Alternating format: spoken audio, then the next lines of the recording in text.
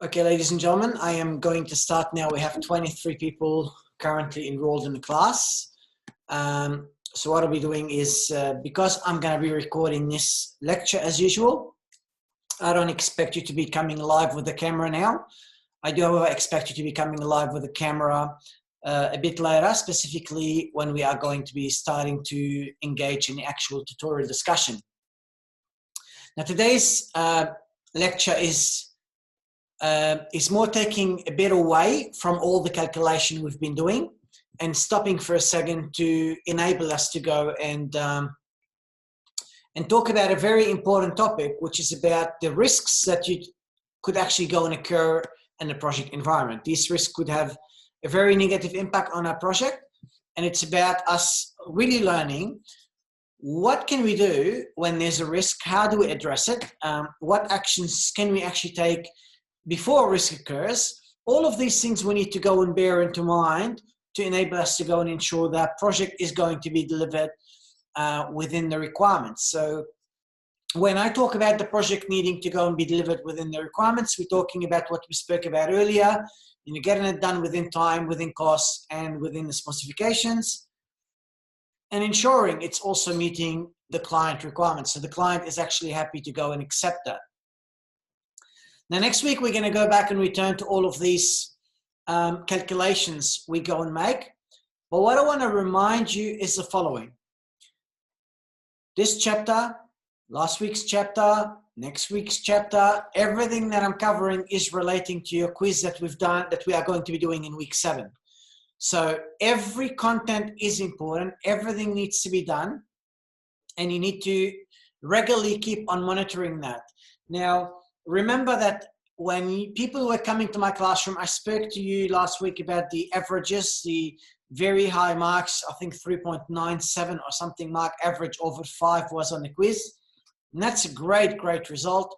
And we talk about the next quiz, which is over 10%. So we're even having a chance to go and get even more marks down the track to add to our accumulated project marks. So it's about demonstrating you guys are capable to go and apply all the learning that we're going to be doing. Now, today's learning is about managing risk.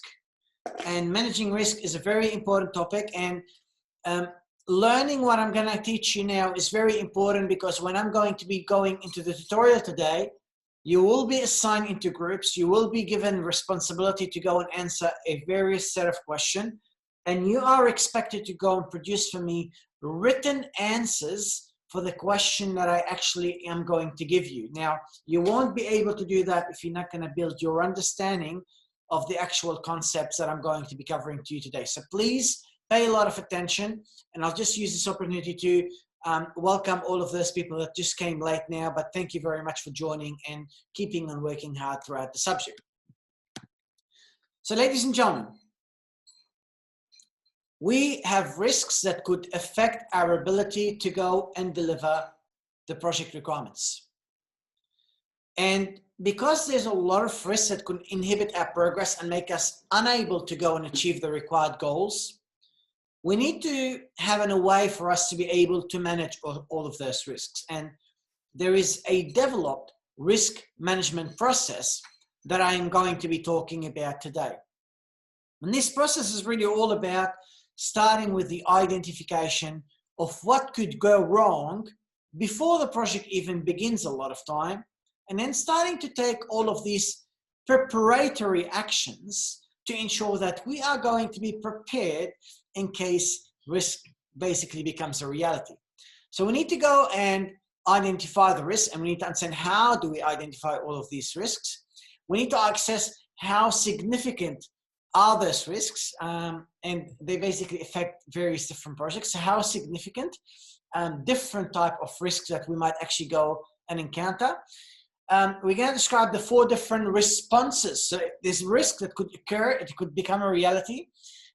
We need to find a way for us to go and respond to all of those risks. How do we actually go and respond into the best possible manner? We're going to describe the different responses we might have in place. We can understand the role of contingency planning play in a risk management process. And contingency planning is where a risk does become a reality. What do I do? when this risk that I anticipated could happen with me, if it did happen, what could I go and actually do? We need to understand that when we talk about the word risk, it's not simply always negative. Sometimes there are opportunities that we might be able to go and understand and uncover and take actions for us to be able to go and manage. So we need to understand the opportunity management and describe the 4 different approaches to responding to opportunity management. How do I, for example, exploit that opportunity and maximize how much benefit I could get from that very specific opportunity? So we need to also go and think about that. We need to go and understand how money, we're talking about contingency funding and time buffers. Contingency funding is about, if I know a risk could become a reality, then what can I do from a funding perspective to enable me to be protected from that specific risk? So if that risk could become a reality, what can I do myself? I can add contingency funds, which is extra funds I add in the event that the risk does become a reality. It basically helps me to be protected and not to go, somewhere. If I need more money, the money is going to be available. We understand the time buffers.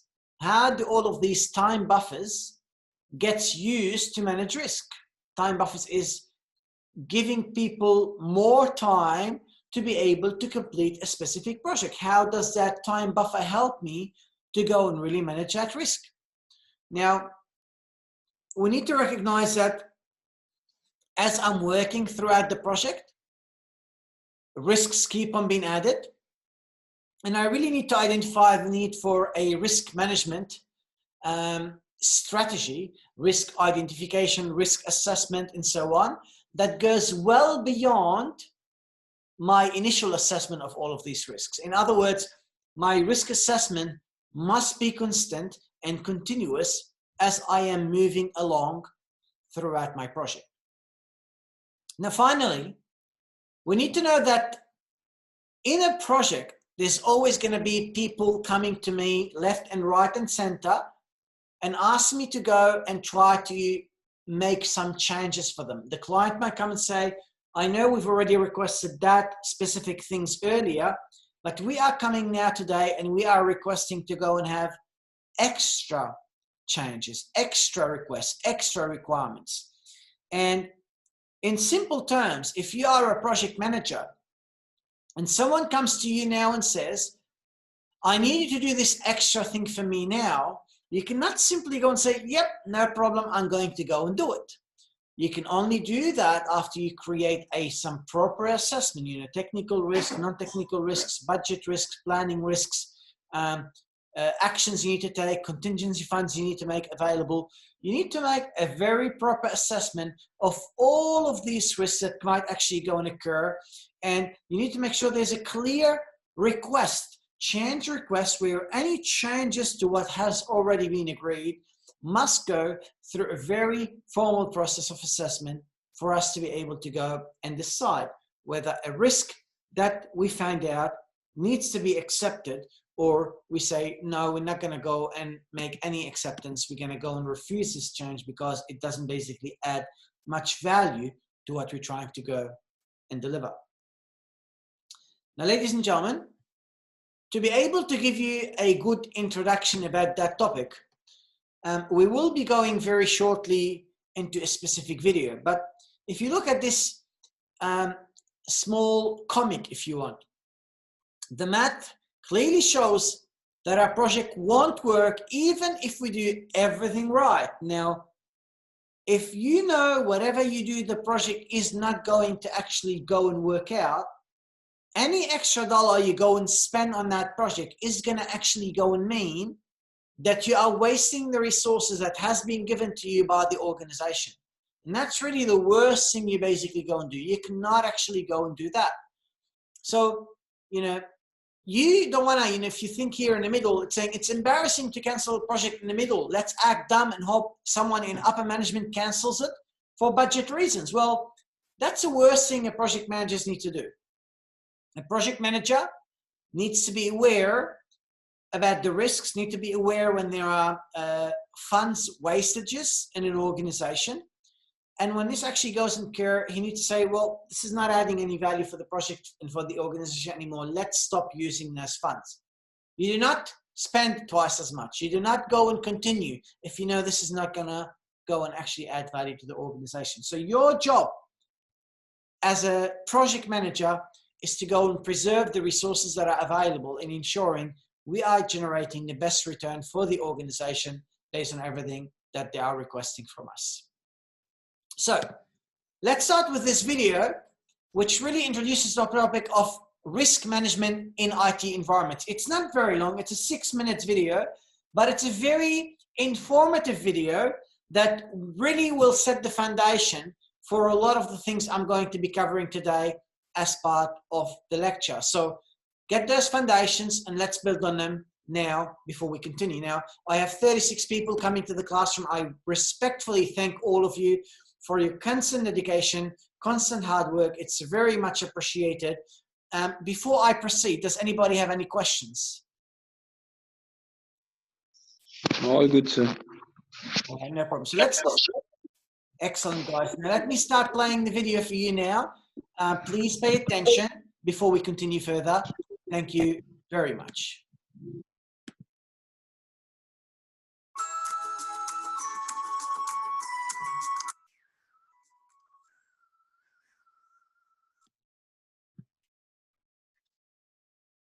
Today we're talking about IT risk management strategies and best practices.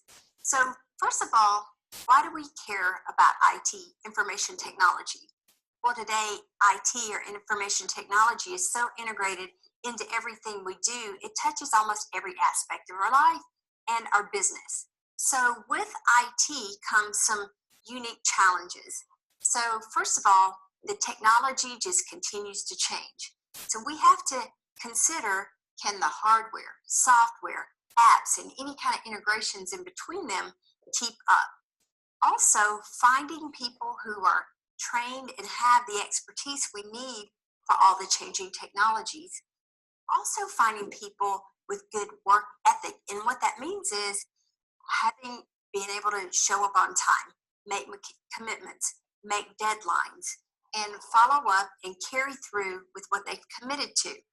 There's also in IT, because it touches financial services and a lot of other personal data or company data, we have to make sure that everything we do complies with just ongoing and new regulations. So when we talk about IT risk management, what we're talking about is the application of risk management methods to information technology in order to manage those associated risks. Basically, we're assessing the business risk associated with the use of, the ownership, operation, or adoption of IT in our organization. Because if we own certain technologies or we're running on certain platforms or using them, we have to be, again, in compliance. And there's some risk to those. So how do we do that? So here are a few steps that are common to IT risk management. First of all, we need to identify the risk that are carried through with the use of our IT.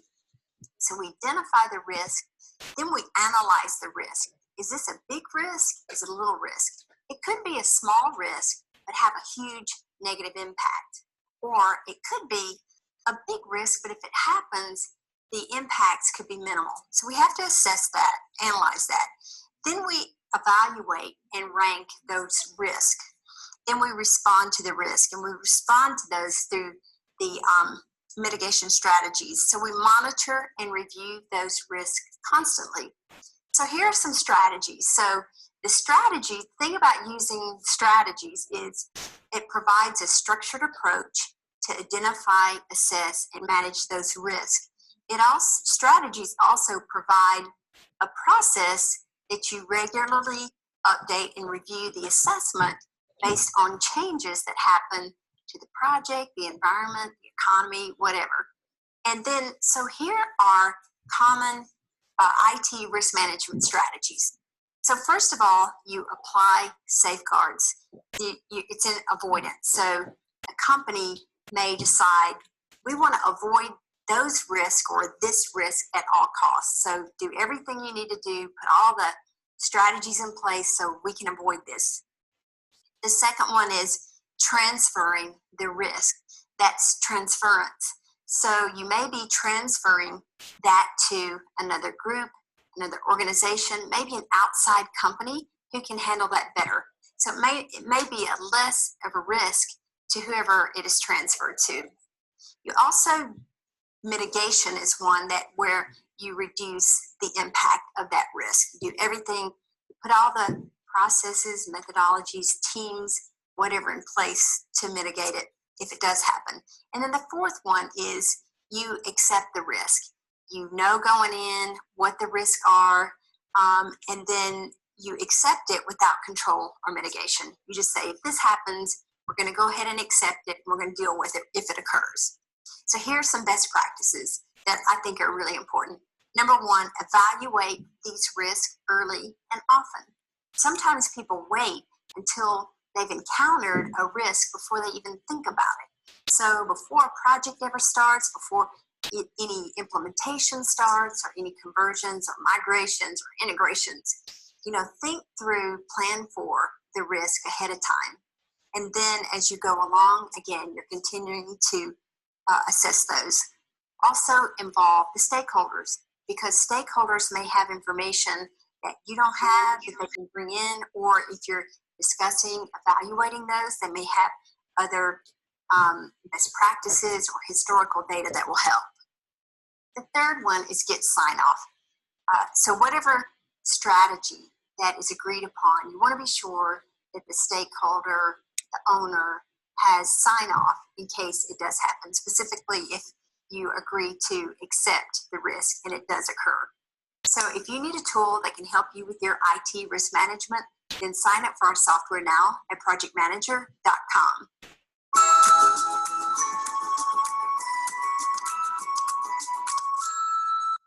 Now, don't worry about the last part about the buyer software, but if I talk about a lot of these steps that that the presenter has mentioned, she mentioned, avoiding strategy, transferring strategy, sometimes, risk could occur, could become reality. We need to start, reducing the impact when this happens, talking about accepting the risk, that sometimes there are things that, are uncontrollable. For example, if you are going to, trying to develop software and suddenly there's COVID, something like this is very hard. You have to accept that it happens. It's probably very, very hard for you to anticipate that something like this actually even is going to happen in the first instance. So you won't be prepared for everything because you don't really know all the instances of what could go wrong. But if I go and talk about risk is anything uncertain that, could actually, that planning cannot overcome. We cannot control it. So something, if I'm, let's say, I don't know, building a building, something like excessive rain for like 6 weeks, something, you cannot actually go and control, like planning can't actually go and take into consideration this could go happen. An earthquake in a place and then people can't go to work, can't do any of the development that they're doing on a software project. Could be another one. Like it could be something uncertain that might occur. It could be, let's say, a technical issue, could be a people issue, resourcing issue, machine issue that planning cannot overcome or cannot actually control, or it could be a chance event, like something that happens by chance. I'm walking here on the street and someone falls and it's my key person who needs to go and develop my architecture for the software. Chance event that planning cannot actually overcome or cannot control. Things basically, if you want, things that we cannot actually go and control if we were to go and do all of our planning ourselves. But what we do, there's a risk management. And risk management is, as an organization, we need to go and think, rather than me waiting until something does go wrong, I need to go and sit down and say, well, let me go and anticipate what could actually go wrong, and let me act proactively to try to go and resolve it. So in other words, I need to proactively attempt to recognize and manage all the internal events that could affect my project, as well as all the external threats that will affect the likelihood that me could actually go and deliver a successful project. Now, for us to be able to achieve this, we ask a number of questions. Like, one of the questions we ask is, well, what could actually go wrong? In any project you're doing, you need to ask yourself this question. In project A, B, and C, you're not going to go and have the same risk altogether unless these projects are very, very similar in everything you're doing. But in general, you have to ask yourself, when there's a project, what could actually go wrong? And that basically helps identify what we call the risk event. Once, as a person, you can go and identify what could go wrong, you can then go to the next step.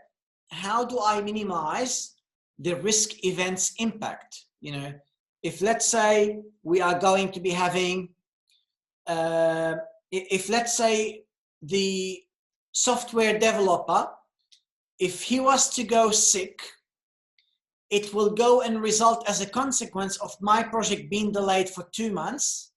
My question is, how do I actually minimize the impact of this risk? Do I go, for instance, and try to think about potential alternative software developers that I might be able to use? So really, when you understand the risk, you can ask yourself, how do I minimize the impact of this risk? Now, 3, what can be done before an event occurs? So for example, let's say I'm having a lot of people working on the project. They all have developers, testers, and so on. And I know that if I'm going to go and get the software developer to go and get sick and I lose him, I'm going to go and have to delay my project for 3 months period. Now, what can I do before the event occurs to try to maybe prevent it from occurring? Well, what I might be able to do, for instance, I might be able to go and say, all right, Mr. Developer, you need to only work 5 days a week, 8 hours a day. I want you to make sure you take a flu shot before the flu season. I want you to take a lot of vitamins. All of these things, like things you are doing in anticipation. We haven't lost that guy yet. We're just anticipating that we want to do everything we can do before the event occurs, so that maybe we can avoid that event occurring altogether. So you're trying to basically avoid it from actually happening. Now, a lot of times we try to take all the actions required to be able to go and avoid something actually happening. But if we go and try to avoid something happening and it still does happen, the question is, what do we do when an event does actually happen? What are the contingency planning? Okay, well, if we believe the software developer, if we basically identified that as a risk, and we said, how do we manage the risk? We thought about, well, we can minimize it by getting a alternative software developer to be available. We haven't employed anybody. We just thought, how could we minimize it? What can be done in anticipation of this risk occurring? Well, we called the guy and said, look, if we were to go and lose our software developer, would you be available to work for us? Oh yeah, you identify someone who's ready to go and help you. And then finally, if we come to the stage and the software developer is actually gone and is not available, that's where I say, all right, the developer is not there. I need to go and start implementing my contingency plan. In other words, the risk did become a reality. And as a result, I'm trying to implement all of these risks, response strategies that I've actually just spoken about. Great, I now have 42 people logged in. Thank you very much. Someone just came in now. Thank you very much for continuing to work hard and coming to the course. Now, does that make sense what I've covered so far, guys, about, you know, the number of things involved in a risk management approach? So what could go wrong? How do I minimize the actual risk impact? What can be done before the actual event occurs? And what to do if the event actually does become a reality? Is that all clear for these 4 steps? So can you give one example for contingency plan? Look, the contingency plan is, for example, as I gave the example of I am going and I needing a software developer. I identified the risk to be that I might actually lose my software developer. I haven't lost that person yet, but my contingency plan is, in other words, if I actually have lost the software developer, my contingency plan would be, all right, I'll call the other software developer and say, I need you to come and work with this project and I want you to come now. And I try to basically solve that risk and manage it accordingly. Does that make sense? Yeah, but for anticipation also you have given this same example. Well, anticipation, is not about the new. Anticipation could be, for example, all right, in anticipation, I could, for example, have did everything in my power for my current employee to be safe and not to be sick. I would have done everything in my power to go and potentially find someone else who can go and actually do the job. I'll speak to them. I'll let them know, look, if this was to go wrong, would you come and do with me? But I haven't employed anybody. I haven't taken like the action of I lost the person. I haven't lost the person yet. I'm just anticipating. It's like, I'm thinking, well, if Fadi is not going to be available here because he might be sick, the head of program for IT might say, well, let me call John and see if John might be available if Fadi for any reason becomes sick. Now, Fadi is not sick. I'm not sick. I'm still here, but she have done her anticipation. So she spoke to anybody just in case I was going to be sick. She didn't take any action. She didn't implement it. But in other words, if Fadi become actually sick and Fadi can't come to the classroom, what does the head of program need to do? She need to call John. John, you know how I spoke to you before and I told you if you're available to help me in project management and you said yes? Oh yeah, I do remember. Well, did this happen? Fadi's gone. I need you to come and deliver the lecture tomorrow. Could you please do it?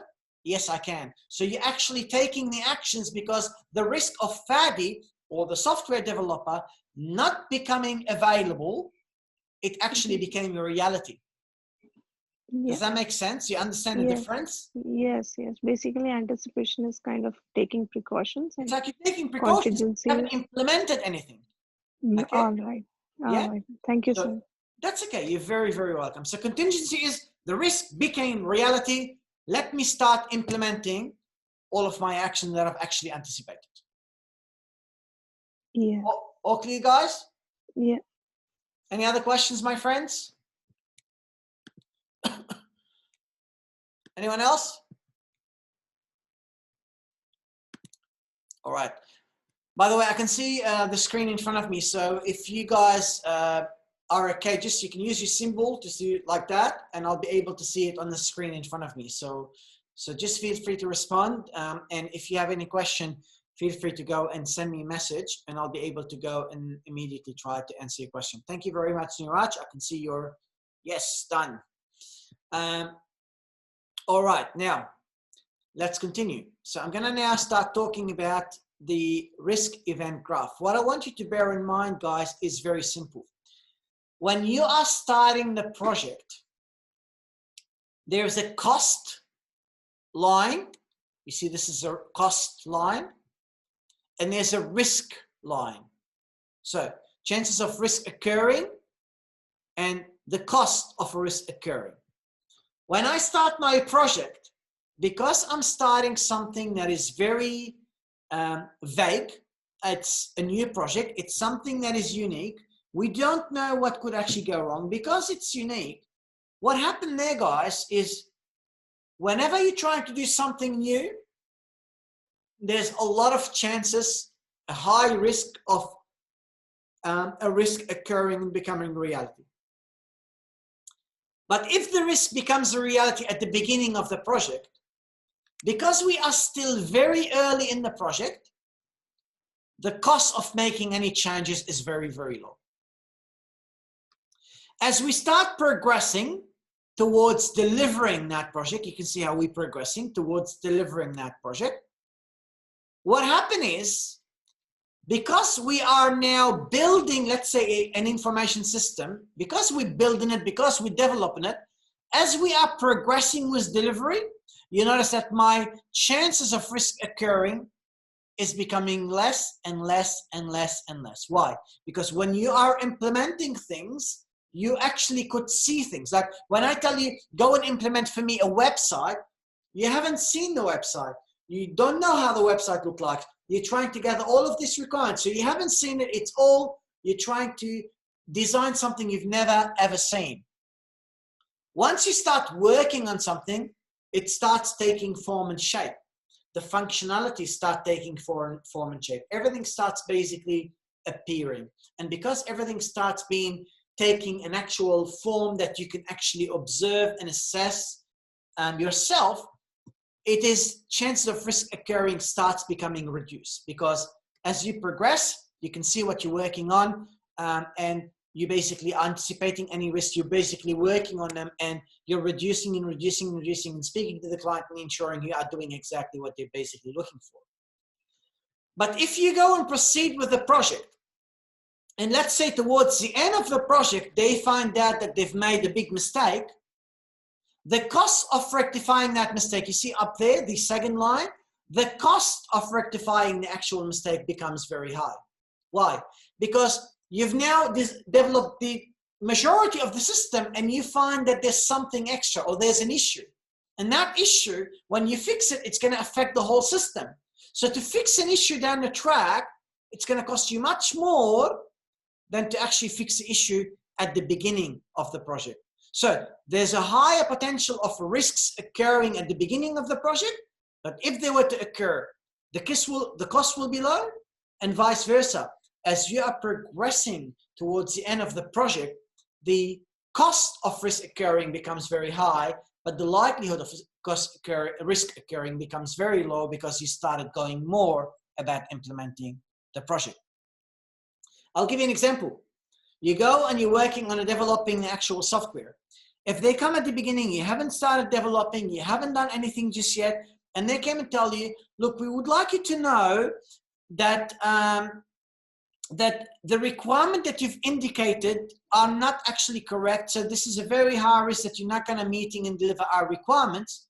So if that's the case, this is a high risk, but the cost of fixing it is very low. You just change a requirement. It's not going to cost you much. You get a guy, he collects the extra requirements, you fix it, and the problem is done. But if they come to me at the end of the project and say, by the way, you see the functionalities that you've done is wrong, and I need that extra functionality. Now that risk likelihood of occurring is low towards the end of the project. But if it does occur, and you need to make all of these changes, the changes up here, the cost-wise, will cost you much more to be able to go and get that change to go and get implemented. Now, my friend, does that make sense? Does that make sense? Yes, sir. Can I see the yes, the symbols on your computer? Yeah. Can you repeat that part again a little bit? Absolutely, I can. No problem at all. So when you are, yes, my friend. Someone said something? Yes, sir. No, sir. I said like yes, sir. It makes sense. No worries. Okay, I'm going to repeat the explanation. So if someone comes to me and say, if I'm the client and I come to you and say, look, the requirements that you've identified for me are missing. I need you to go and develop many more requirements, because if you're going to do this for me, it's going to mean we're not going to deliver a system that is going to be meeting our requirements. Now, the chances of this occurring at the beginning of the project is very likely, because at the beginning of the project, the client might not know exactly what they want. So the chances of this risk occurring where the requirements are not clear is very high at the beginning. But the cost to fix it is very low. They can come and speak to me. I'm the project manager. So no problem. Speak to my business analyst. He will collect your requirements early. It will cost you nothing more than $200 to take all the new requirements, and that's it. The cost is very, very low.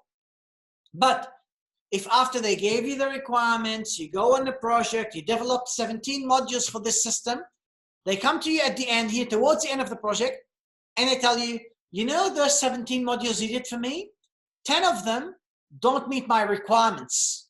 Now, this potential of this risk occurring towards the end of the project is very, very low.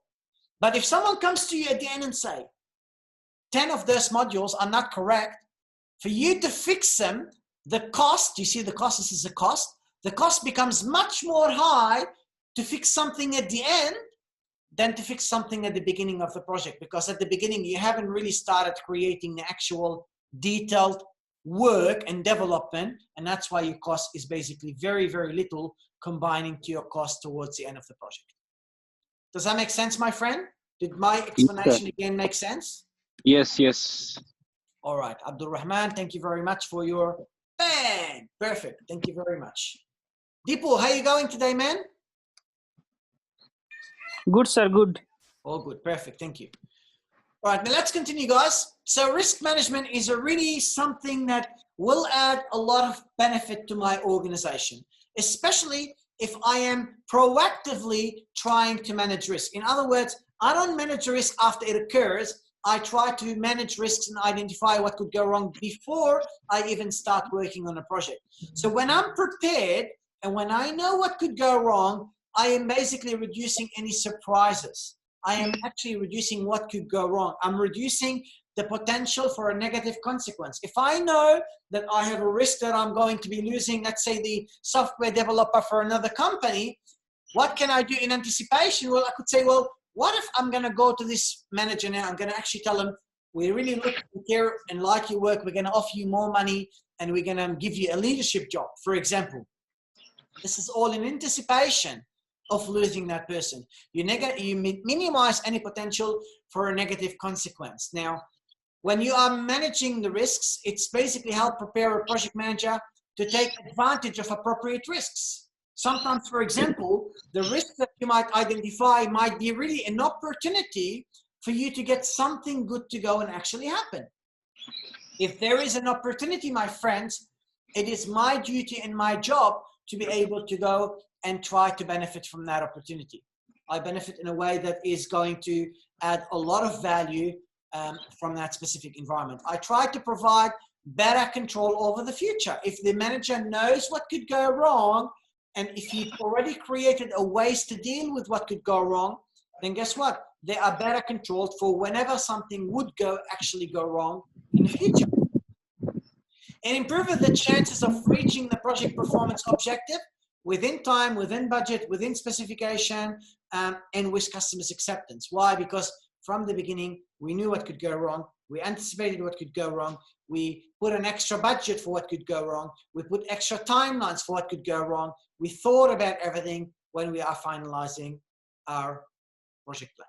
Now, when you want to go and manage risks, there's a process.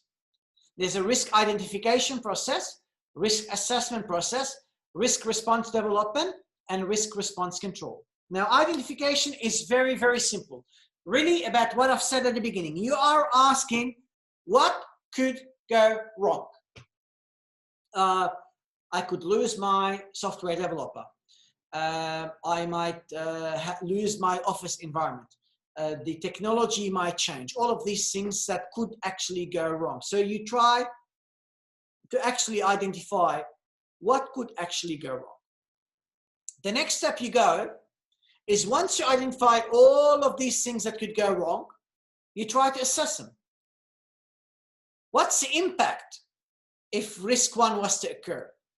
How likely is it for me to go and experience risk one? How can I actually go and control this first risk if it was to go and occur and become reality?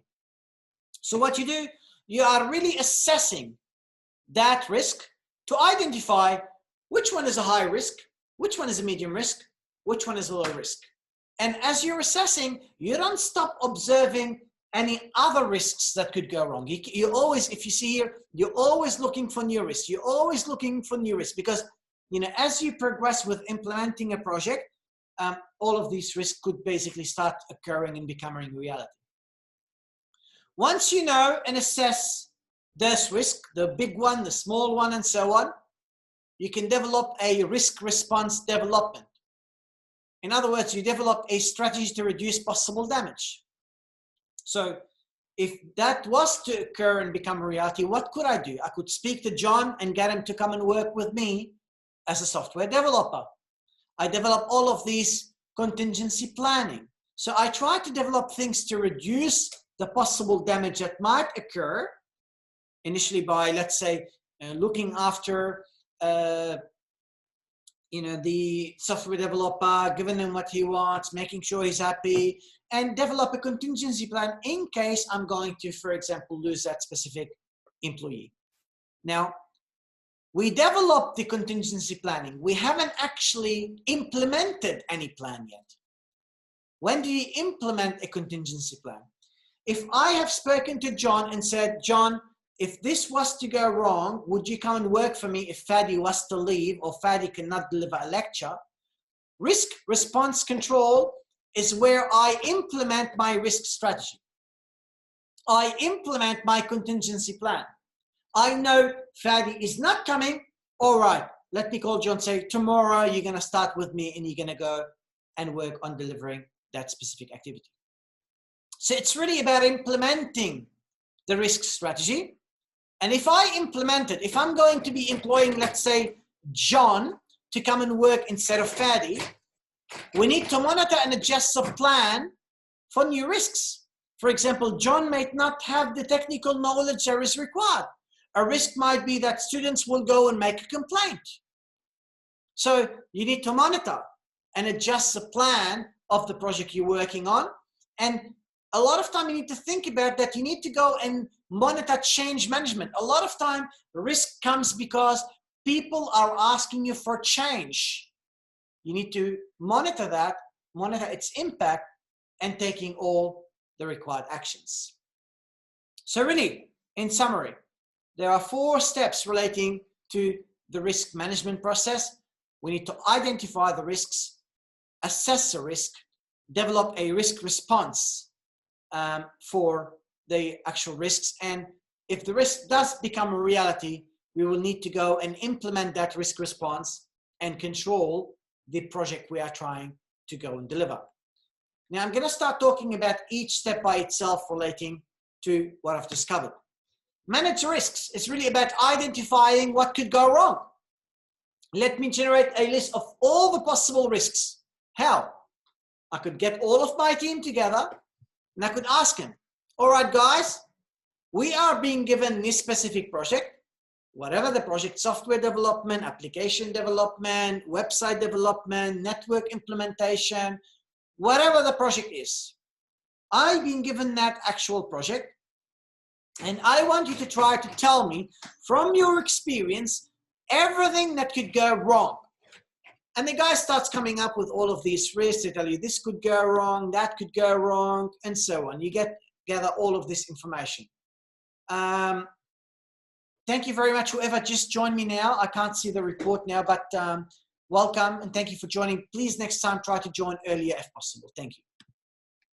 So you brainstorm, you ask everybody about that risk. You try to identify all of these problems and you try to go and sometimes you ask questions to try to create a profile of your risk. You know, a profile could be relating to categories of risk you might basically go and actually experience. And when we talk about risks, you talk about maybe macro risk first and then specific risk. In other words, the high level category risk first and then the detailed risk that could go and actually occurs. And really, it looks like that. I have my project. My risk could be technical, external, organizational, project management risk. If I'm talking about technical risk, well, maybe we haven't identified the requirements. Maybe we're having a technology issue. Maybe it's a complex interface. Maybe it's a performance and reliability problem. Maybe it's a quality technical issue.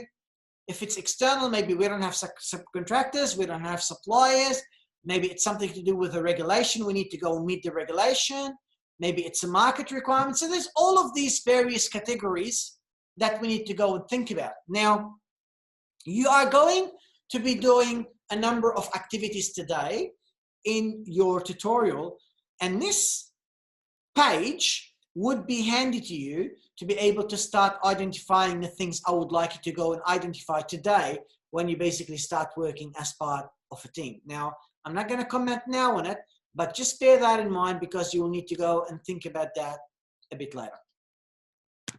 Now, if we want to go and create a risk profile, and it's simply about asking all of these questions. And it is by no means I've presented all of these questions you can ask. I just wanted to provide you with a sample. You might ask yourself, are the requirements stable? Does the design depend on unrealistic or optimistic assumptions? Will testing equipment be available when needed? Is the development process supported by a compatible set of procedures, method, and tools? Is the schedule dependent upon the completion of other projects? How reliable is the cost estimate? Are the quality considerations built into the design? Do people know who has authority for what? Do people work cooperatively across the functional boundaries? Is staff inexperienced or understaffed? Does the customer understand what it will take to complete the project? Are there any ambiguities in contractor task definitions? Like if, for example, the last one, if the contractor doesn't understand what they need to do, that's a risk. If the people are inexperienced or understaffed, we can't get the job done, or we'll need to train a lot of people, or we might actually get the job done incorrectly. If people don't work cooperatively, it's risk you getting the information you would like at any point of time to make something being implemented. So you see, there's all of these risks. And your job is to go and identify what could go wrong, create the right profile that really reflects a clear understanding of what could actually go wrong in my particular project. Now, ladies and gentlemen, is everything clear? I'm waiting. Yes, sir. Yes, sir. All good? Anybody have any Yes, all good. questions? No, not at the moment. Everything is good. Everything is good. Okay, I can see a number of people give me the thumbs up, and a number of people don't know. Do you know where the thumbs up button, guys? Yes, sir. Here. All right, perfect. All right, sweet. Now let's continue, guys. Second job is I need to assess risk. I collected all of these lists of all of those risks. I need to try to create a scenario analysis. What is the probability of a risk occurring? What's the impact of that risks? There's something also we call failure mode and effect analysis, which is really more about, likelihood of impact, and detection difficulty. I multiply all of these together to be able to grab a risk value. That's what we call failure mode and effect analysis. I create my risk assessment matrix. So for example, if I'm going to go and assess if something is a problem, I might go and use something like that. Say, okay, well, if I would like to go and see the impact of a risk, how do I evaluate if the cost risk, if it's high, if it's very low, if it's moderate, or if it's whatever? Well, you create a clear criteria. That's a condition. Well, if it's insignificant cost increase, it's a very low risk. The impact is very low. If it's less than 10% cost, well, it's low. If it's 10 to 20% cost, my impact is a 3, it's moderate. If it's 20 to 40% cost increase, well, my impact is 4. If it's over 40% cost increase, my impact is very high. If my time increase is insignificant, well, the impact is low. If my it's less than 5%, well, it's going to be, still low. If it's going to be 5 to 10% time increase, okay, it is moderate. So you create a clear criteria. So risk assessment matrix will help you to go, not simply create a matrix, but also assess the criteria you are going to be using for analyzing your risk. You try to create failure mode and effect analysis calculations. You try to create decision trees, net present value if we're talking about financial returns. You try to create semi-quantitative scenarios like the ones I'm showing you here. It could be numbers and it could be not numbers, like scope. Scope decreased barely noticeable. Minor areas of scope affected. Okay, what's that? This is not very specific. It's not number. Like you see how they're using specific numbers. Here, they're not using numbers, but they're trying to use a semi-quantitative scenario analysis. We're trying to analyze the impact based on things that are quantitative and things that are not quantitative.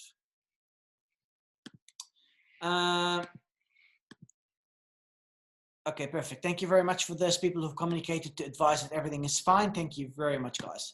So I've told you about the failure mode and effect analysis. For instance, I multiply impact. So what's the likelihood? What are the risks? The risk is I could have an interface problem. I could have a system freezing problem. I could have a user backlash problem. I could have a hardware malfunction problem. Okay. What's the likelihood of this occurring? Well, the likelihood of interface problem, it's 4 likelihood. The impact is 4. The difficulty detecting it is 4. So if I was to go and multiply 4 times 4 times 4, it will give me 64. If I look at the next one, system freezing, 5 times 5 times 2, 50. So you notice system freezing is 50. System interface problem is 64. If I talk about user backlash, it is 36. So it's less than the first 2. And if I talk about hardware problem, it's 25. So you notice hardware malfunction is the lowest risk. User backlash is higher. System freezing is higher.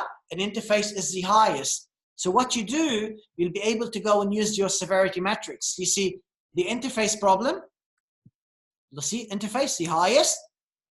Interface is the highest. Then this is the second, highest. Then this is the third highest. And this is the fourth highest.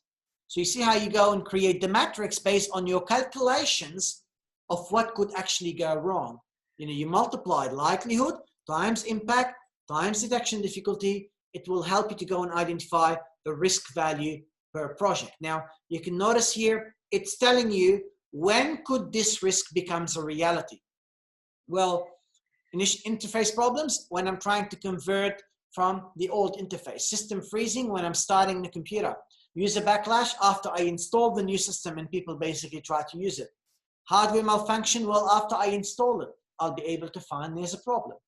And again, these matrices here that I'm adding to you are things you are going to be using as part of calculations or as part of your exercises very, very shortly. So that's the severity matrix I spoke about. Impact versus likelihood. Give you a red zone, highest risk, a yellow zone, medium risk, and a green zone, it's the lowest risk that we basically go and have at any point of time. Ladies and gentlemen, I'll ask you the question again. Is anybody having any question or is everybody clear? Is everybody clear? Yes, sir. No responses? Clear? Yes, sir. All right. All right, perfect. If there's anybody not sure about something, please, guys, I care about you. You just need to tell me, okay? I'll be very happy to stop. Now, when you talk about risk, schedules also is a risk. Like, look here, you might go and identify,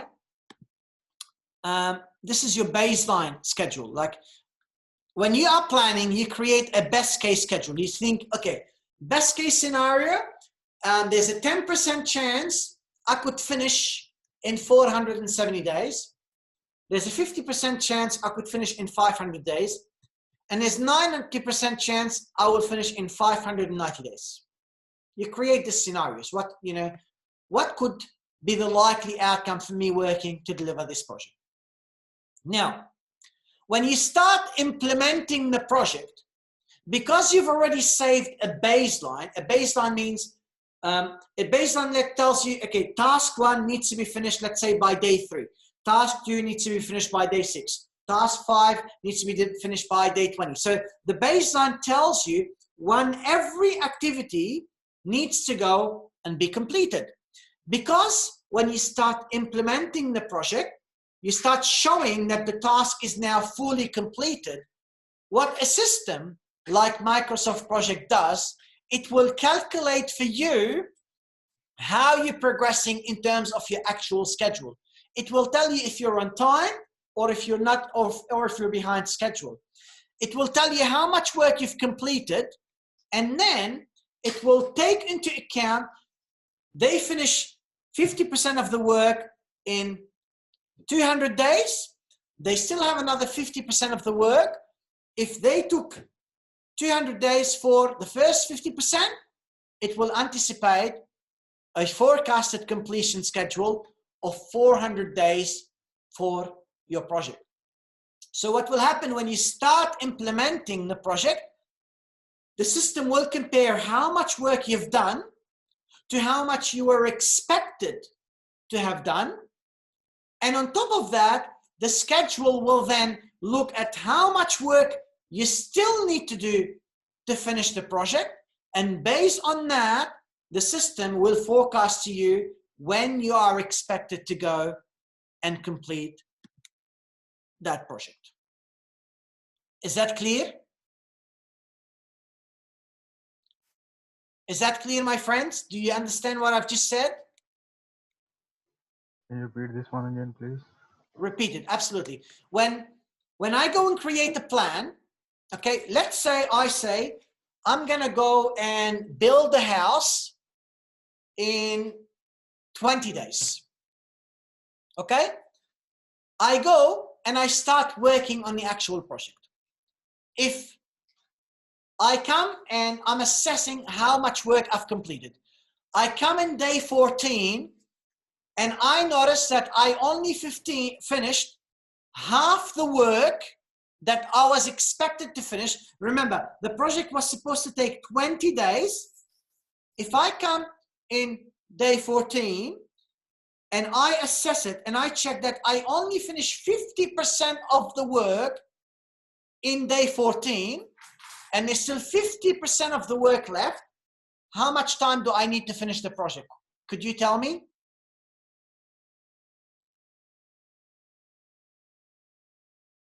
How much work I still need to do? You have to do 14 more days. 14 more 14 days. more days. So if I finish 50% of the work in 14 days, to finish the other 50%, I need another 14 days, yeah? So the project is taking me 28 days, but my plan was only 10 days. My plan was only 20 days. Am I going to be behind schedule or on schedule? Am I delivering things late or on time? Behind? You are too much I am behind from the behind schedule. schedule because I'm delivering things in 28 days instead of in 20 days.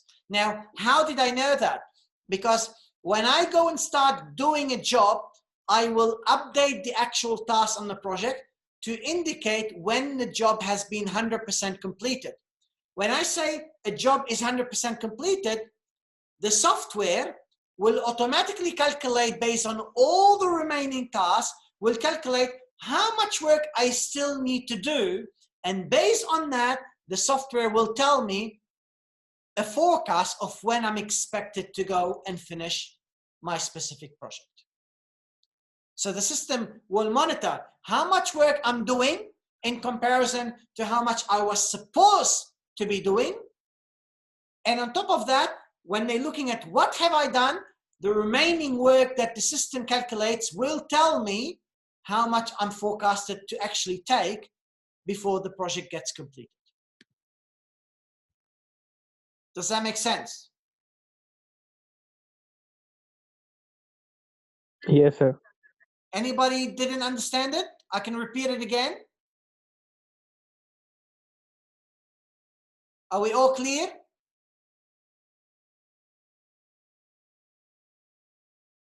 Okay, perfect. If anyone have any question, you can ask. All right, let me just double check all the chats, make sure everyone is good. Okay, perfect.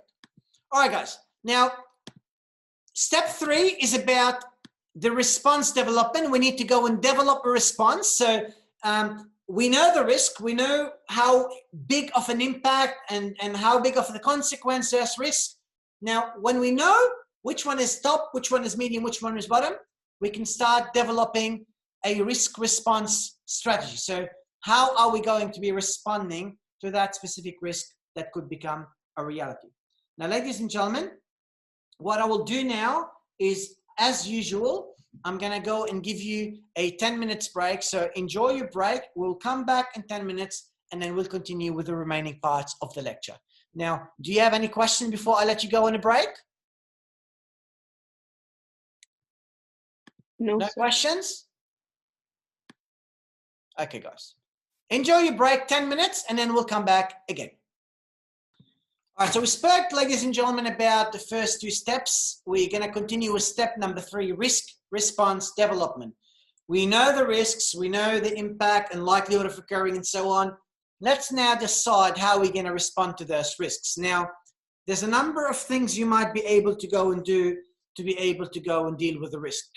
If you recall, when we were speaking and watching that video, the video said you can mitigate the risk, you can transfer the risk, you can avoid the risk, or you can accept the risk, which is really about retaining the risk and accepting what could go wrong. But you notice that she was talking about the IT project management risk. She was talking exactly about those specific items that we're talking about here.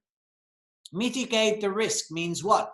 Reducing the likelihood that an adverse event will occur, reducing the impact of that adverse effect. So that's mitigating the risk. So how can I reduce the likelihood of me losing my project manager? Well, you could think about what could be really go and done. Avoid the risk is I can change my plan to eliminate the risk or the condition. For example, if the risk is to be unable, if one of the risks is to go and have a lot of rain, if I'm doing an outdoor cinema, I can avoid the risk by, let's say, creating my cinema to be inside rather than outside. So I'm avoiding the risk altogether. It's not going to happen. I really changed that risk, made a change to my condition of the project plan. That is going to go and ensure I am going to avoid the risk. Transfer the risk is where I pay a premium to pass the risk to another party. For example, I could pay a web development company to go and develop a system to me, which will mean I am transferring the risk to them and I don't have to worry about it if something was to go wrong. I could also do something like build, earn, operate, transfer. For example, that's an example of what eBay does. What they do is, initially, they went and they wanted to have a call center, for example. They paid a company to build that center. After they build it, they operate that center. They own it and they operate it. After they operate it for a certain period of time, you can ensure that any technical problem, any issues, any difficulty are being sorted out.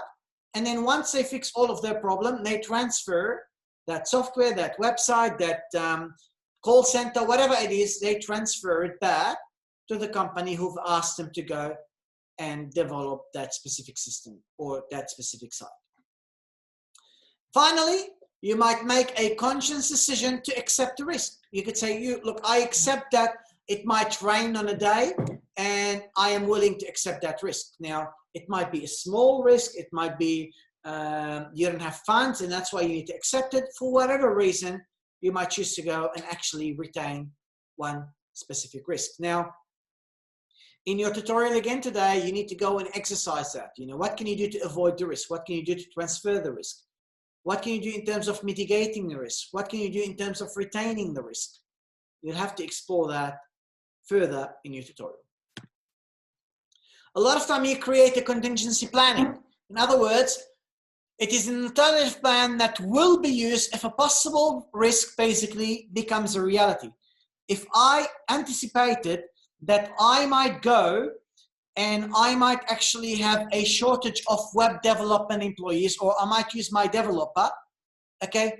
If that was to become a reality, what's the alternative plan I will be actually using if that risk becomes a reality?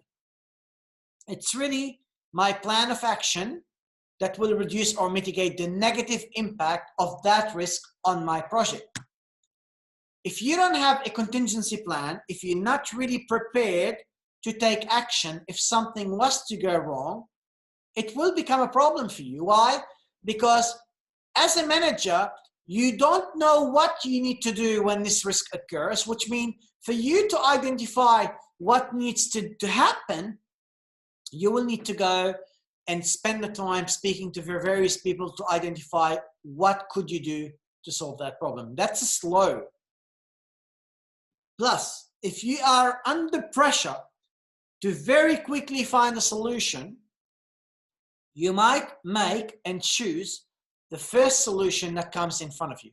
And that, a lot of time, is not the best solution.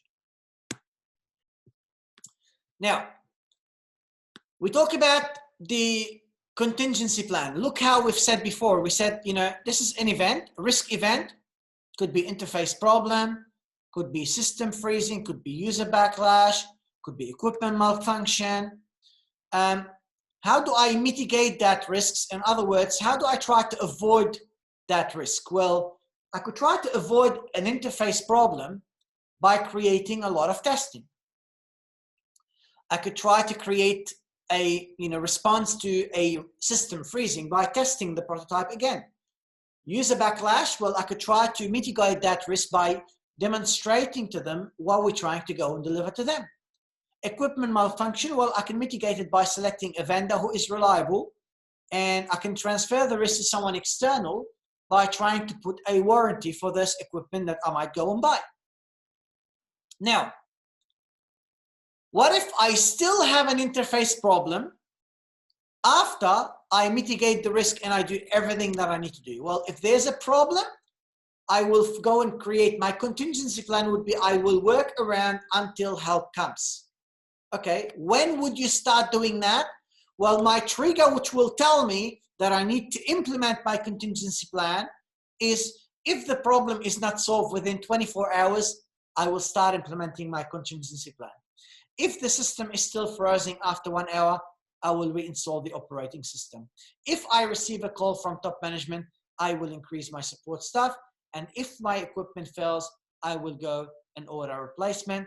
And I'll try to put people who are responsible for taking the actions that are required at any point of time.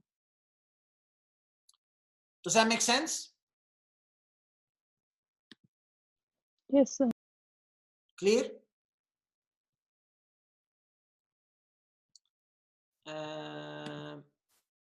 Okay, I have some show of figures. I'm going to take that. All right.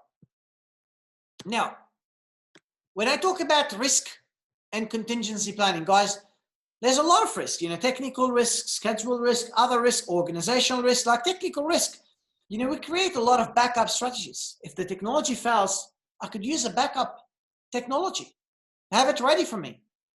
I can assess whether technological uncertainties can be resolved. If it's a schedule risk, well, we might be increasing our schedule risk by using our slack. Remember, slack is how long a task could be delayed without delaying my project. If I'm using that slack, I am increasing my risk of that project finishing late, because the more I use my slack, the more likelihood I will have less slack and my project will be delayed. Sometimes we have imposed duration dates. You must finish by a certain date. That's a schedule risk. Sometimes you try to compress the project schedule. Someone will tell you, I need to finish this in 10 days instead of 15. That's a compression. There's a lot of risk relating to going that will affect your ability to deliver the project. Cost risk, sometimes there's what we call the relationship. Like the cost will increase if the problem will take longer to solve. There's a very direct link. You need to decide to use the schedule to solve cash flow problems should be avoided. Like if you want to go and say, you know what, I'm going to go and extend my schedule because I want to try to use my cash across longer period. Well, that should not be the best option, because it could likely mean that your project is not going to be meeting now the due date that is basically expected. Sometimes companies try to go and rely on price protection. Like let's say I go and employ a project manager and I'll say, look, I'm going to pay you $100 per hour plus an extra $20 for your profit. That might be okay and great now, but if the project starts taking, let's say, 5 years to complete, or the longer the project will take, the more likelihood that costs have increased in the last 5 years, which means that this plan is no longer a very appropriate plan. The price protection might become a risk to the company who've accepted to go and take the project from you. Funding could be a very big risk. Changes in the future supply of funds for the project. It will mean you cannot successfully implement the project within the expected timelines. Now, not everything is about negative risk. Sometimes there are opportunities. Sometimes, for example, I'm going to give you an example where what happened in San Francisco is there was a big earthquake, and that earthquake resulted into the bridge that connects the city together breaking apart. Every day that bridge was not actually there was costing the business, not the business, was costing the economy millions of dollars extra money per day. So the government in Los Angeles went and said, we want to give you that project, and we're going to go and offer you the opportunity to be able to go and earn millions of dollars more money in bonuses if you were to go and fix that project and finish the bridge for me early. Now, not simply that company went and actually finished the project early, they actually got millions of dollars in the compensation that was basically promised. They actually earned more money than the project paid them in terms of fee. Now you're going to say, why would something like this be done? Because the benefit of having that bridge up and operating was much more for the government there than having the bridge not being in operation. So what did the company do to be able to win all of these bonuses? They tried to exploit the risk. They tried to eliminate the uncertainty associated with an opportunity to ensure that it will definitely happen. What does that mean? Well, what they've done is they went and said, all right, so now if we finish that project very quickly, we are going to be getting $1 million of extra money. So what are we going to do? Well, they created 24-hour shifts. They employed so many subcontractors. They made various actions for minimizing the actual noise so that they would actually minimize any potential complaint from residents. They did all of these actions to be able to go and get the specific job to go and be done. So they exploited that potential opportunity. They added people, added shifts, added resources, added project managers to be able to ensure that they can finish early and they can get all of their millions in bonuses. Sometimes you might share the opportunity. Allocate some or all of the ownership of an opportunity to another party who is best able to capture that opportunity for the project benefit. I told you, that company, what they've done, that contractor, they did a large portion of the job, but they got so many other contractors to work with them, and they gave them the responsibility of ensuring the job is being done at the time that is expected. Sometimes you enhance. You will take actions to increase the probability of and the positive impact of an opportunity. Okay, I know I might be able to go and get the benefit, so what I might do instead of working for 8 hours a day, will work for 12. Okay, so you see this is different than me exploiting it to the maximum possible opportunity.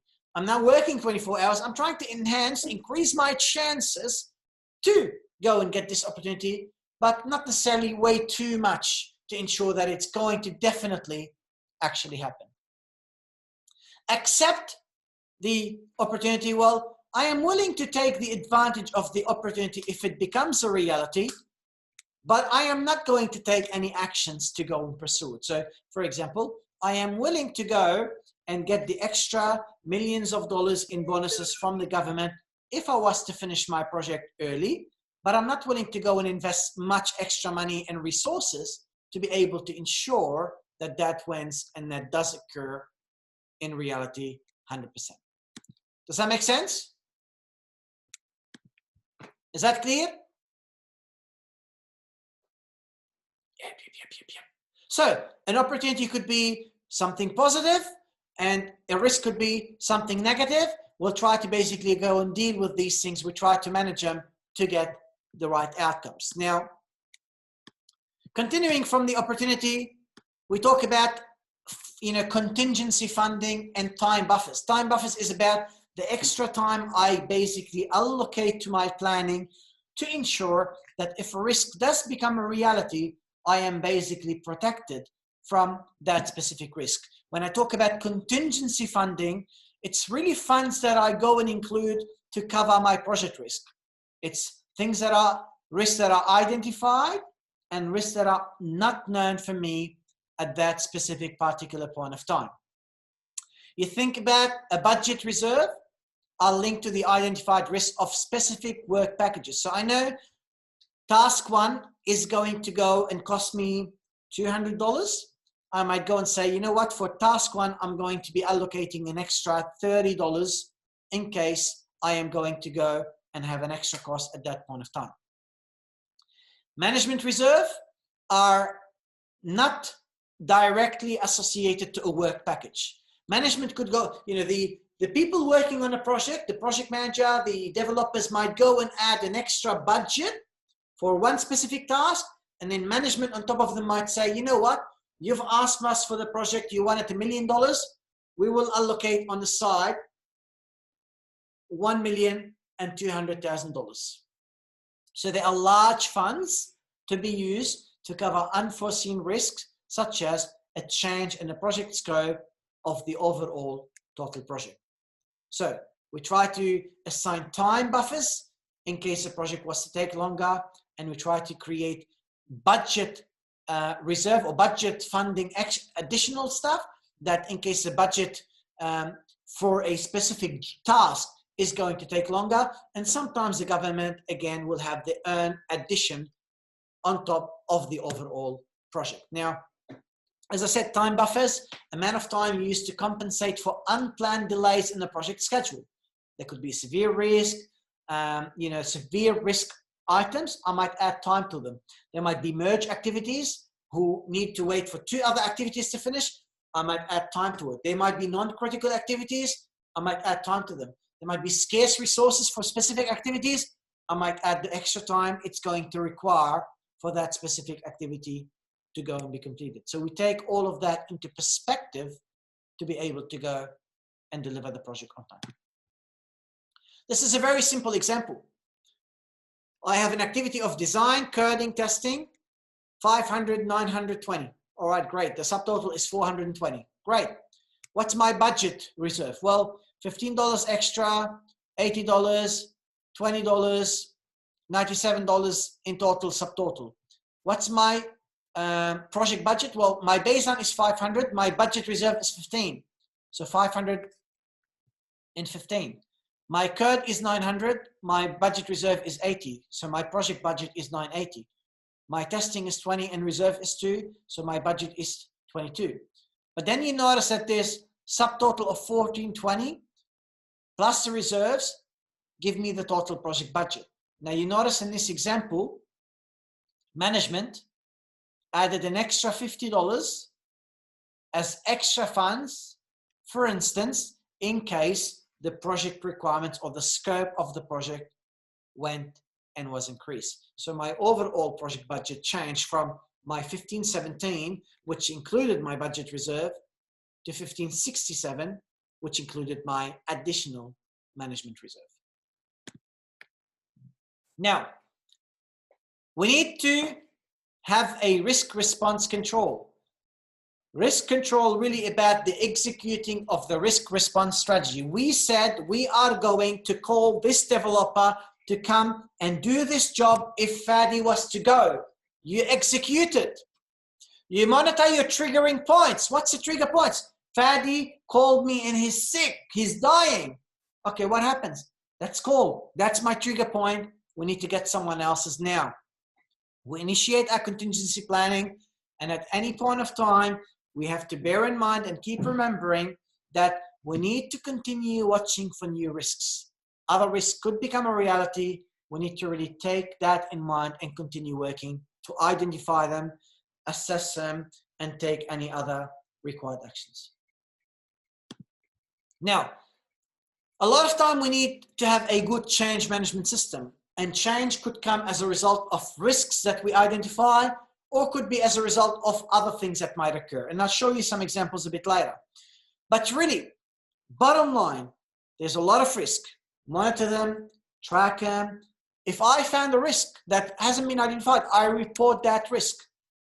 We need to foster an open organization environment. What does that mean? It means people are willing to come and speak together. People are willing to share information. People are willing to go and say that there's a problem if they identify there's a problem. We conduct repeat risk identification. We conduct repeat risk assessment exercises. We basically make sure we are assigning responsibility to specific people for managing risks. We document that responsibility so everybody else knows who is really in charge of dealing with any particular risk that might go and become a reality. This is a very, very sample of a risk register. You know, my risk ID, when was it reported, who reported it, what's the description, what's the trigger date, what's the likelihood if it's occurring, what's the impact, low, medium, or high, what's the mitigation plan, okay? Who's the owner, what's the status, any other comments, when are we going to review it next, when was it closed? Now that's a sample that we were using in Career Run where I used to work, but there could be many other samples used in various organizations. It's about really looking in your business, where you work, how are people in that environment working to go and evaluate the risks and manage all of those risks. Guys, this question is for you now. Do you know what is a scope creep? What's a scope creep?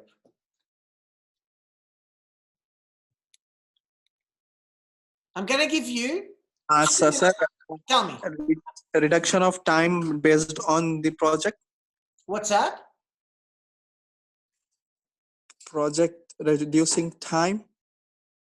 Okay, that's not totally accurate, but could you do me a favor? I'm going to, guys, give you 2 minutes to try to identify what scope creep is, and then we'll try to talk about it in a second. So I'll give you 2 minutes for that.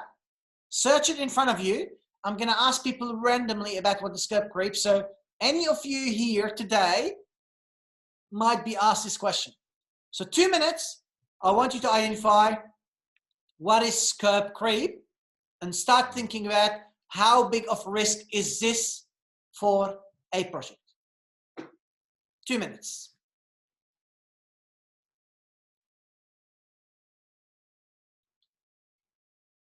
So the time is running.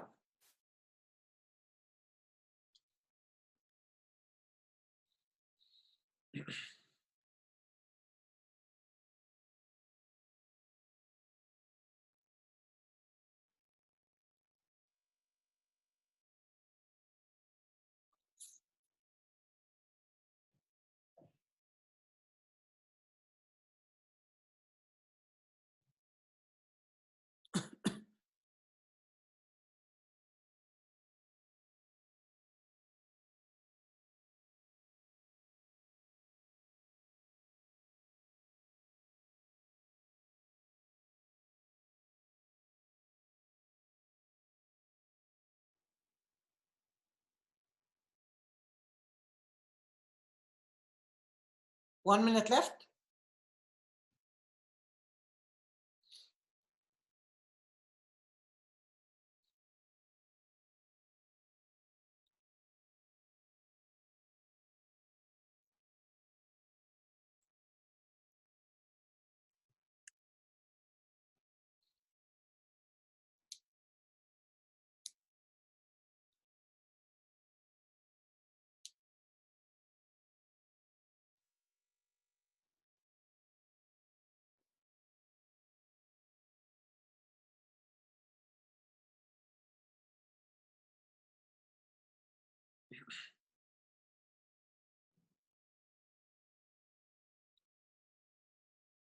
10 seconds.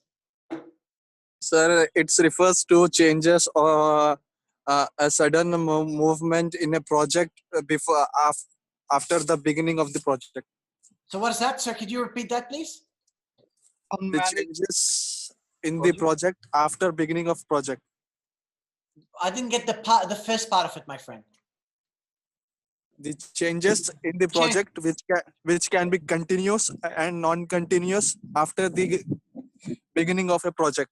Okay, so after the project, it's about changes. Can anybody else give me another definition for it, for what is scope creep?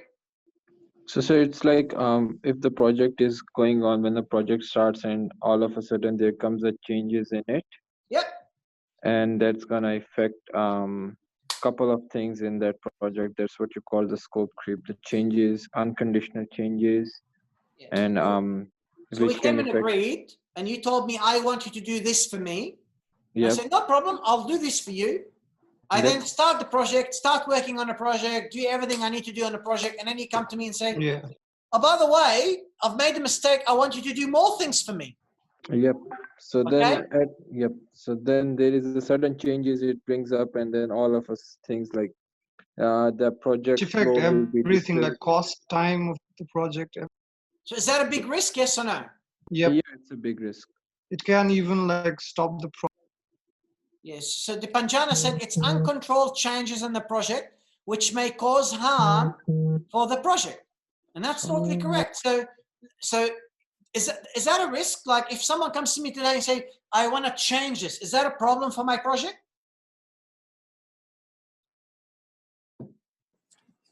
Is that Yeah, it's a problem. It's a problem. It is a problem. It's totally a problem. Now, why is it a problem? Because a project has a particular time and particular cost. If something which doesn't match the project cost the risk. Yeah, it is cost the risk. So I can't simply go and say, yes, I will do it for you. Yeah. You have to basically proper analysis is necessary before like taking the project in. You have to analyze it. You have to basically think, how big of a risk is it to my project? If this is a change, how big of a risk is this to my project? How would I manage this issue in my project? We can be managing by seeing the certain amount of resources, time, and also the money. If all things which gonna match according to the changes, then nothing gonna be in risk. So yes, so you're saying we get more money? Is that what you're saying, or what are you saying? I didn't get that. Like any changes which causes in project cause the risk. Yeah. But to eliminate the risk, we need to have additional resources in terms of money. It can be also time. It can be also resources like human resources, any other resources. Definitely. So we will get a lot of resources to be able to get the job done. Now, if my manager comes to me and say, all right, Fadi, I want you to do this change. Do I just say, yeah, no problem? Or what should I do? So we the total like we can agree with this situation, but also the time we can even manage with the same time, but the resources and the value for the resources can be increased. So do I just simply rely on his word, or do we have to have a discussion and agree together on something? Like agreement is based on the value which both the customer and the resource project management need to discuss. So I believe, if both of them discuss based on the resources and, and other things, it can be solved. That's correct. So I've had here a response analysis and contingency plan should be made for the changes. Yes, we need to analyze them. We need to make a contingency plan. That's totally correct, Regina. And what I would want you to know is when someone comes and requests a change to a project, you can't simply come and say, Fadi, I want this change. There is a process that companies always employ.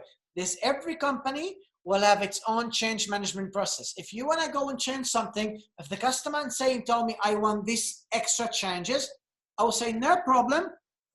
Let me analyze it for you. If the manager comes and tell me I want to change, say, no problem. This is the process. Please follow it. If the CEO comes and tell me there's a change, again, please follow the change management process. Why? Because the change needs to be documented. The change needs to be understood. The impact of the change needs to be understood. The actions to mitigate potential impact needs to be taken. There's a lot of work needs to be considered before really go and say, all right, let's go and implement the change. So when I talk about change, there's so much change that gets requested all the time. You know, project scope changes might come from the client, from the customer, from the government, from my boss, from my CEO. All of these people would come to me and could ask for changes to a specific project. When we implement contingency plans that we've initiated, when we say, if I am going to lose a project manager, I'm going to get another project manager, this is going to go and impact on what could go wrong. Like the project manager might be slow to get accustomed to what needs to happen in that project. There might be an implementation problem there. There might be improvement changes that people identify, and that might be the source of the change. We might say, well, we did this system, it is efficient, but we can make it much more, double the speed by making this small change. That's what we call an improvement change that could come, and we identify as people who actually work on that project. So we need to have a way to identify the changes and assess them. We need to identify, what is my proposed change? We're going to list the expected effects of the change on schedule and budget. What is it going to go and impact on me?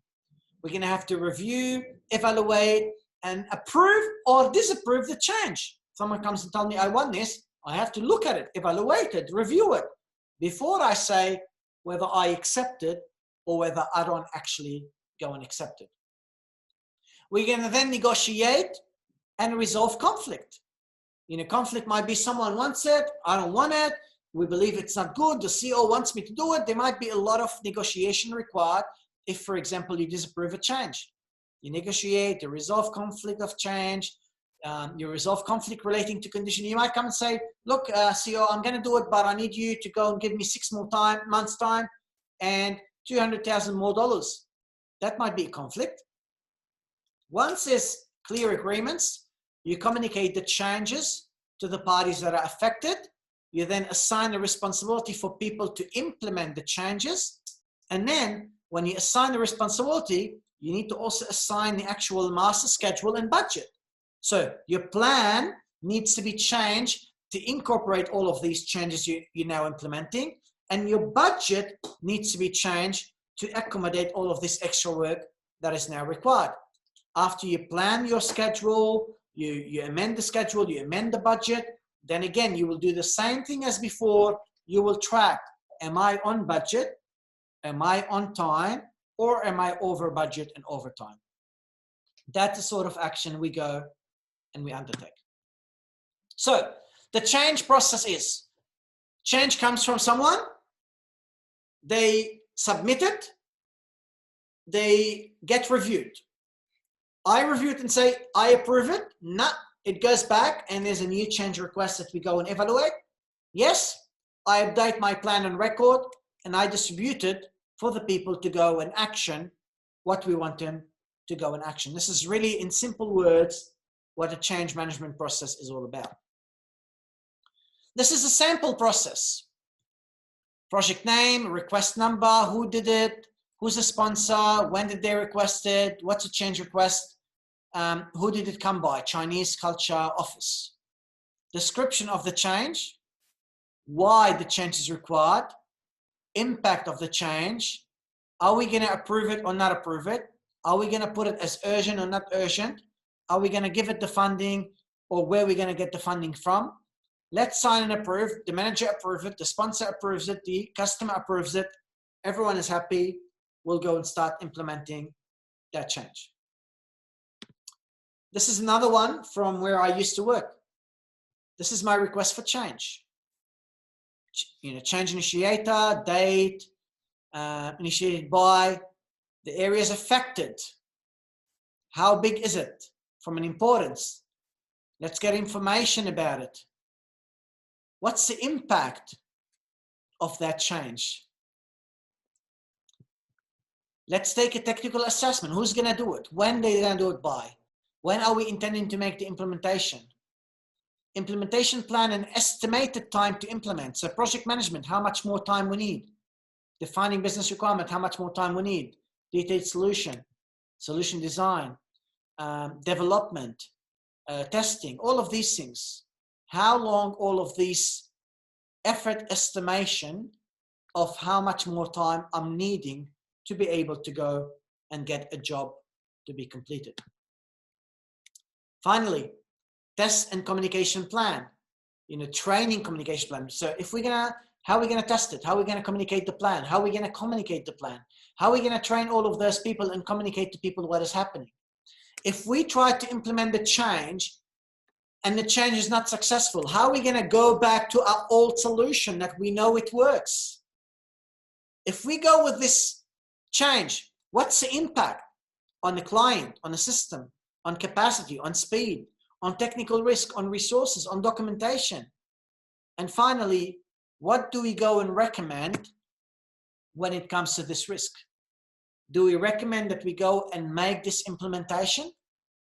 Or do we go and recommend that, you know what, we're not going to go and implement it. We're going to go and, let's say, refuse it and inform the right parties that we've refused it and the reason why we've made the refusal. Finally, there's a sign off. They approve it. Okay, CIO, they sign on it, project manager, account manager, technical representative. Finally, we change closer. Close it, successful or failed. Failed, we backed out. Any other commands, who closed it, the date they closed it. That's a full change request form that we used to go and use in Career One. Ladies and gentlemen, I'll stop for a second. Anybody have any questions?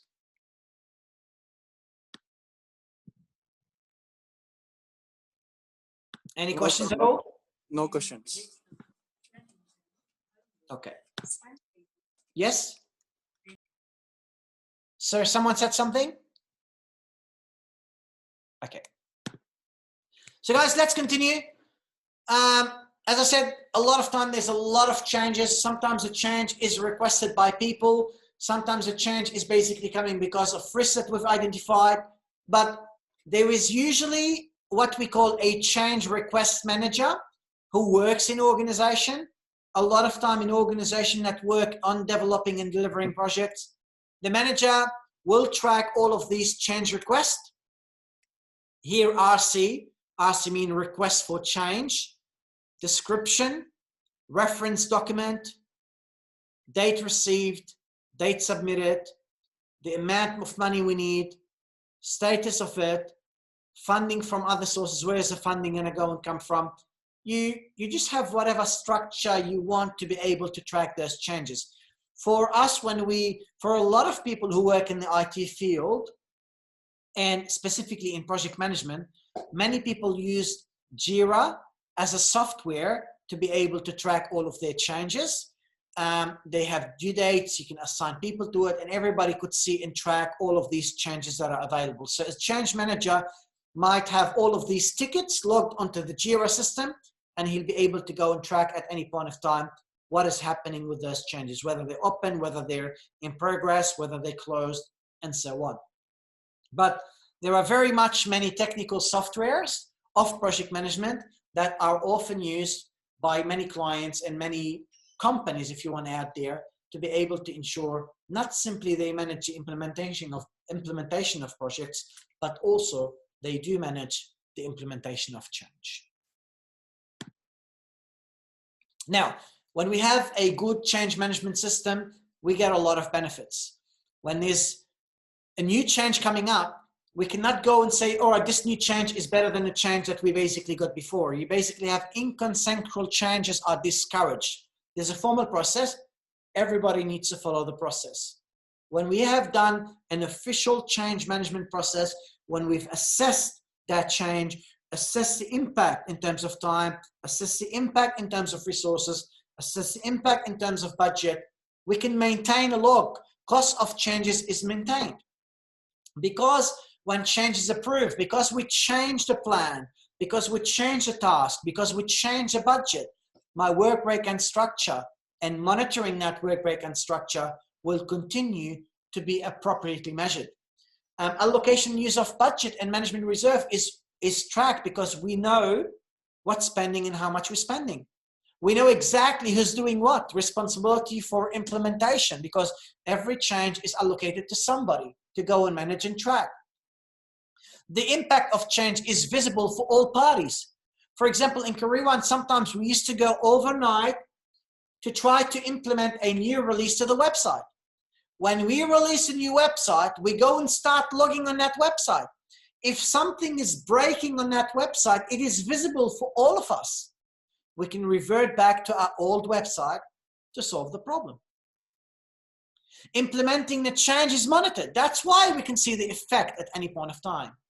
Scope changes will be quickly reflected in the baseline, quickly reflected in our performance measurements, and as a result, we know exactly whether our project is continuing to be meeting the time, cost, and the requirement specification that keeps on changing by speaking to our clients.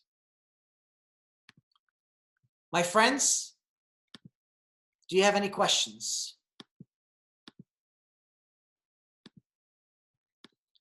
Any questions here, guys?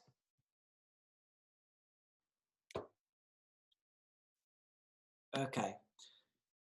Now I want to remind you guys that I would like you to review the lecture slides and the notes you've taken and the notes you are going to be taking in the tutorials, because today the tutorial, it's going to have leaders in charge. It's going to have specific people working on various tasks.